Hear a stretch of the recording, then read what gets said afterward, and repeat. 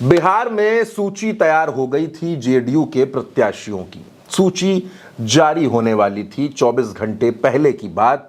नीतीश कुमार ने सूची देखी उन सीटों की जो गठबंधन में, एनडीए के गठबंधन में बांटकर उनके हिस्से में आई थी। 101 सीटें।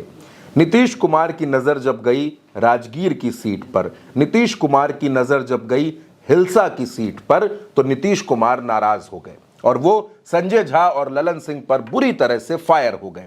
इस किस्से का खुलासा भी बिहार से जुड़े तमाम पत्रकारों ने किया है। तमाम लोगों में चर्चाएं हैं कि नीतीश कुमार संजय झा पर नाराज हो गए थे। नीतीश कुमार ने सीधे सीधे संजय झा और ललन सिंह को फटकार लगा दी और कहा कि अगर पार्टी को खत्म करना है तो खत्म कर दो, पार्टी को बर्बाद करना है तो बर्बाद कर दो, और अकेले ही क्यों नहीं चुनाव लड़ जाते हो। ये बात नीतीश कुमार ने कही। नीतीश कुमार ने जब लिस्ट देखी तो वो बड़े नाराज हो गए। नीतीश कुमार को यह बात नहीं बर्दाश्त हो रही थी कि भाई जब उनके दावे वाली सीटें हैं तो वो चिराग के कोटे में कैसे चली गई, आखिर क्यों चिराग को ये सीटें दे दी गई। और नीतीश कुमार को खराब ये भी लगा कि नीतीश कुमार के कहने के बावजूद चिराग पासवान को 29 सीटें कैसे मिल गईं। चिराग को तो 20 सीटों पर बातचीत हुई थी कि 20 सीटें दी जाएंगी।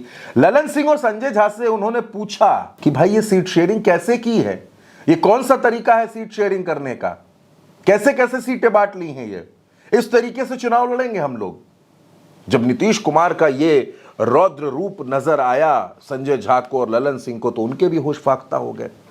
लेकिन फिर नीतीश कुमार मान गए कि ठीक है। नीतीश कुमार ने जेडीयू के प्रत्याशियों की पहली सूची जारी कर दी। अगले दिन रत्नेश सदा, बड़े नेता हैं जेडीयू के, वो नीतीश कुमार से मिलने पहुंचे। सोनबरसा उनकी सीट है, सोनबरसा एलजेपी के कोटे में चली गई।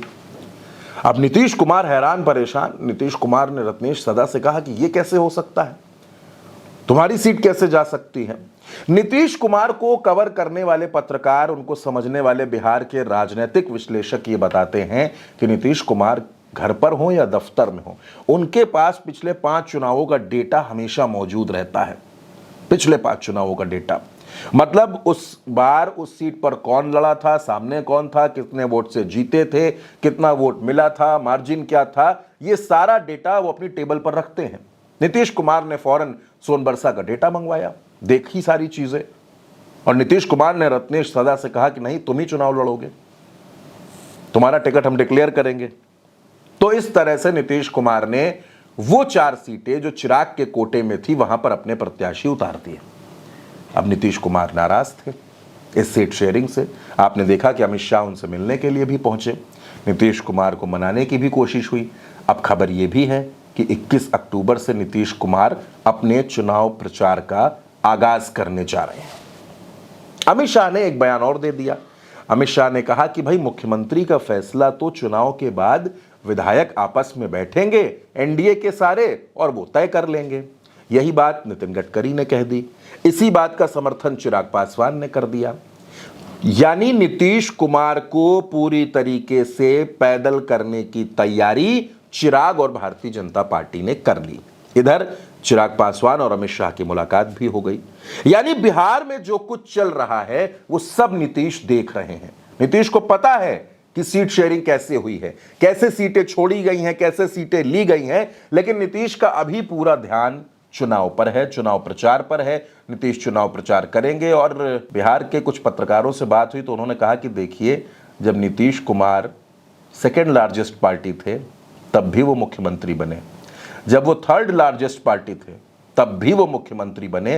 तो नीतीश कुमार को मुख्यमंत्री की कुर्सी से हटाने की कोशिश तो बीजेपी बहुत पहले से कर रही है, लेकिन ये आसान नहीं है।